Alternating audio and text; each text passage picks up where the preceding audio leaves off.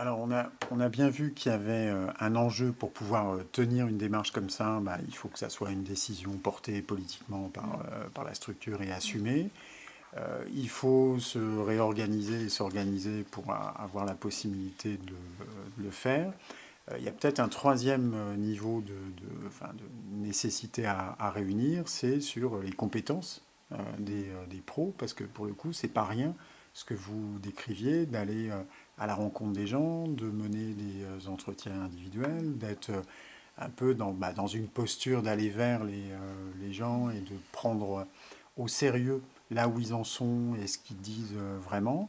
Ça, pour le coup, vous avez fait comment? Vous avez fait des formations? Vous êtes voilà, comment vous êtes débrouillé de ça? Ouais, ça, c'est une question qui, je pense, demande d'être réellement prise au sérieux parce que ça bouge forcément, et personnellement et professionnellement. Euh, les lignes et les habitudes et les représentations, enfin voilà. Donc ça demande à une forme de sécurisation de l'équipe. Alors la sécurisation, elle se fait par le portage politique et par le fait de savoir que c'est soutenu par la structure et que voilà, que la prise de risque est partagée. Enfin, la prise de risque, je m'entends, mais en tout cas, si, parce que c'est une forme d'expérience, donc on ne sait pas forcément toujours où Mise on en va, danger on un peut peu. se Ouais. planter, voilà.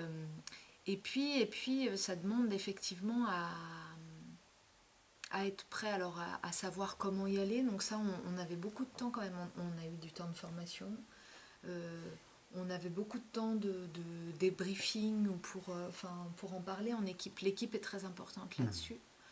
Euh, Parce que même si on connaît le territoire, même si nous, on n'était pas... Enfin, ça faisait un petit moment qu'on était dans la structure, on venait pas juste d'arriver, mais malgré ça, ben, aller voir les gens, être prêt à recueillir leurs préoccupations, leurs difficultés, etc., ça change les modes de relation et ça met dans une position où il faut être prêt à entendre des choses qui ne sont pas toujours faciles. Euh, Ça amène forcément à bouger derrière, parce qu'on du coup, ouvrir des espaces, laisser de la place, associer les gens, ça amène à une forme d'incertitude de là où on va, quel projet on va mener, alors qu'on est plutôt dans des habitudes où l'animateur contrôle le projet qu'il mène de A à Z, sait où il va, avec quels objectifs il veut atteindre et quels résultats il souhaite attendre. Donc ça demande à bouger ça et à se sentir en sécurité pour le faire. Donc je pense que le soutien de l'équipe de manière générale est important, et puis le fait d'avoir des temps De de prise de débriefing, de recul, prise de recul ouais, ouais. collectif. Et puis d'analyse de qu'est-ce que ça transforme, qu'est-ce que ça change. Parce que du coup, comme je le disais tout à l'heure par rapport aux partenaires, on s'est retrouvé dans des situations à avoir un rôle qui était différent de celui qu'on avait avant, de médiateur, etc. Et ben, est-ce que c'est toujours dans nos missions? Enfin, ça demande peut-être aussi à bouger à certains moments, à faire évoluer les missions, les lignes et les limites de nos postes. Enfin, en tout cas, vient re-questionner ça. Et du coup, c'est important de le porter collectivement. Oui, et puis il y a un paradoxe, dans le sens, comme disait Marie, ça fait bouger des choses personnelles, Ouais. parce que ça confronte à l'émotion, beaucoup plus que dans la manière classique de faire de l'animation. Hein. On est beaucoup plus confronté à toutes sortes d'émotions, et donc ça interpelle nos propres émotions, et notre propre vécu, notre propre histoire personnelle, et ainsi de suite.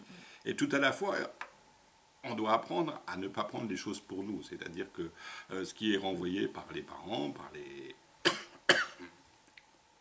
qui peut être parfois dur à entendre, parfois critique, parfois radical, euh, ne nous vise pas nous, personnellement. Nous vise éventuellement notre fonction, vise éventuellement notre métier, vise éventuellement la société que nous pouvons représenter à ce moment-là, mais ne nous vise pas nous à titre personnel.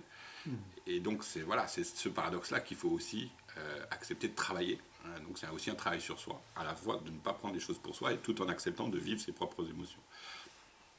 C'est quelque chose qu'on a beaucoup appris ces dernières années au sein du centre, sur toutes sortes de sujets, parce que il y a beaucoup plus d'émotions dans la manière dont on vit le centre aujourd'hui qu'il y en avait encore il y a 10 ans.